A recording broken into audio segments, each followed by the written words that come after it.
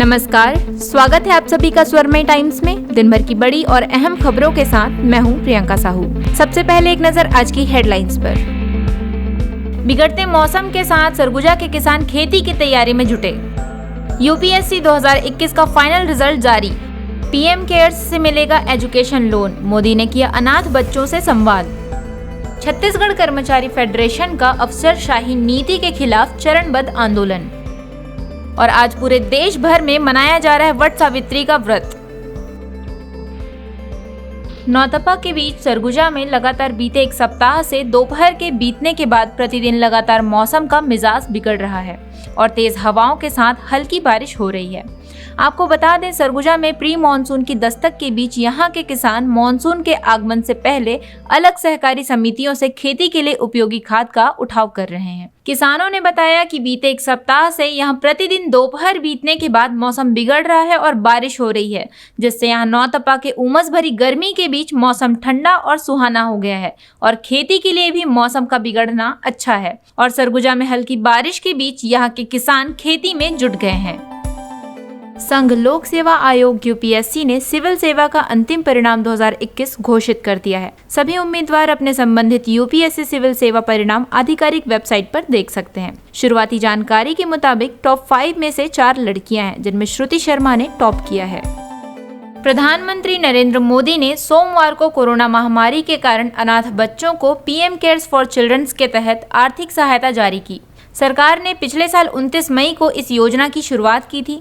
इस मौके पर पीएम मोदी ने कहा, जो चला जाता है उसकी हमारे पास सिर्फ चंद यादें ही रह जाती हैं, लेकिन जो रह जाता है उसके सामने चुनौतियों का अंबार लग जाता है।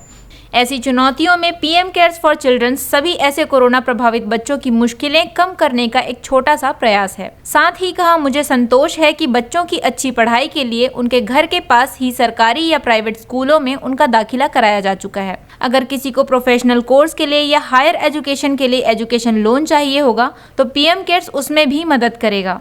रोजमर्रा की दूसरी जरूरतों के लिए अन्य योजनाओं के माध्यम से उनके लिए 4,000 रुपए हर महीने की व्यवस्था भी की गई है। ऐसे बच्चे जब अपने स्कूल की पढ़ाई पूरी करेंगे तो आगे भविष्य के सपनों के लिए और भी पैसों की जरूरत होगी। इसके लिए 18 से 23 साल के युवाओं को हर महीने स्टाइपेंड मिलेगा और जब वे 23 साल के होंगे तब 10 लाख रुपए उनको एक साथ मिलेंगे। छत्तीसगढ़ कर्मचारी अधिकारी फेडरेशन ने केंद्रीय कर्मचारियों को गृह भाड़ा भत्ता 20% एवं राज्य सरकार के कर्मचारियों को 10% देकर भेदभाव करने की नीति के खिलाफ आंदोलन करने का निर्णय लिया है। बता दें कि फेडरेशन ने अपनी मांगों को लेकर यह आंदोलन 4 चरणों में आयोजित की है, जिसमें प्रथम चरण 30 मई को जिला ब्लॉक व तहसील स्तर पर प्रदर्शन कर हड़ताल नोटिस दिया जाएगा, जिसके बाद दूसरे चरण में 29 जून को अवकाश लेकर रायपुर में महारैली का आयोजन किया गया है। उसके बाद आंदोलन के तीसरे चरण में 25 से 29 जुलाई तक कलम बंद काम बंद हड़ताल किया जाएगा। अगर उसके बाद भी यदि शासन ने मांग पूरी नहीं की तो आंदोलन के चौथे चरण में अनिश्चितकालीन हड़ताल का निर्णय लिया गया है।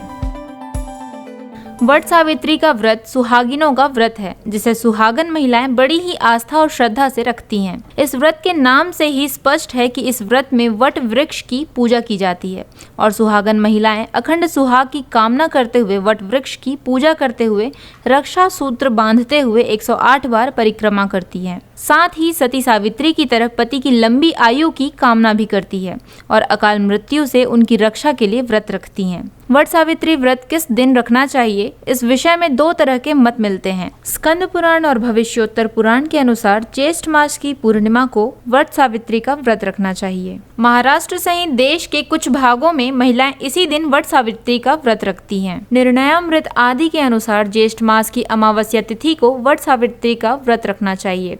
इसी मत के अनुसार बिहार, बंगाल, उड़ीसा, उत्तर प्रदेश में इस व्रत को महिलाएं ज्येष्ठ मास की अमावस्या को वट सावित्री का व्रत रखती हैं। यहाँ वट वृक्ष के पास आते हैं और पूजा करते हैं। सुबह से व्रत रखते हैं और कुछ खाए पिए बगैर ही यहाँ पे आके पूजा करते हैं। ये बुढ़ेश्वर मंदिर के ठीक सामने वट वृक्ष है। ये 100 वर्ष पुराना है। इसकी बहुत मान्यता है, तो लोग यहाँ पे बहुत ज़्यादा आते हैं और यहाँ पे आके सुहागिनें पूजा करती हैं, क्योंकि सभी को अपने सुहाग की रक्षा करनी है। और वट सावित्री की यही मान्यता है कि आज के दिन सावित्री माता भी सत्यवान की प्राण की रक्षा के लिए सावित्री माता ने ये व्रत रखा था। यमराज जी को उनके सामने झुकना पड़ा, क्योंकि उनकी इतनी श्रद्धा थी कि वो अपने पति को जीवित कर लिए।